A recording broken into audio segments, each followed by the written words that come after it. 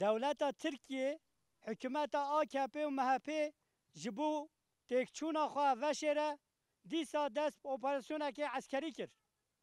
ایریشا لشکری یا که دجی خاکا حریم باشور کردستان هاتی کرن نر روایه لدجی زاگون ناف دولتیه. او هولدان جبو داگرکرنا آخا باشور کردستانه. او ایریشا جوک ایریشندی چپ پسکره که خلق ترکیه جی چاره سر ناکه. در ویوه او ایریش پسکره که ترکیه ین آبوری سیاسی و جواکی ین کو او 40 ساله دوام دکه کورتر دکه.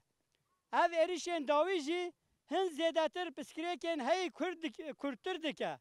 زیداتر لبر برچی بوین خزانی و پیشاروژه که رش یا ترکیه وردکه.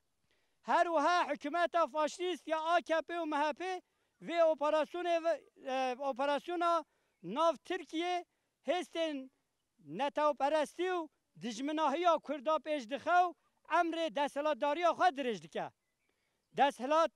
دستهلات AKP داری فاشیست یا AKP و MHP دو خیال عثمانی و دیسا 100 ساله در بازبوینا لوزانه یا که 2023 توابه به هدف وان اوه که همو آخا ناو میساق ملی داگر بکه.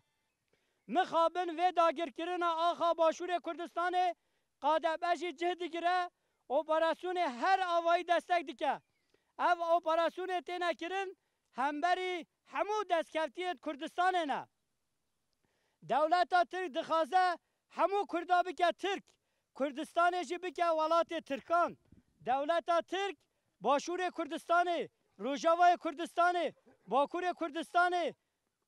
اردوغان چند جاران آشکارا گفت حریم میثاق ملی دبینه دخوازه وان دران همو اشکال بکه وان دران همو بکه ولات آخا ترکان.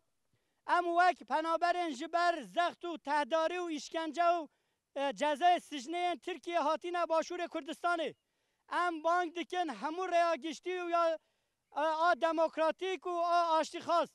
لهمبری وان ایریشان داگرکریه بدنگ نمینن. ام ایرو دبینن او داگرکرین آخا باشور کردستانه و پیشروج زخت لسر همو دست کفتیت کردان بکه.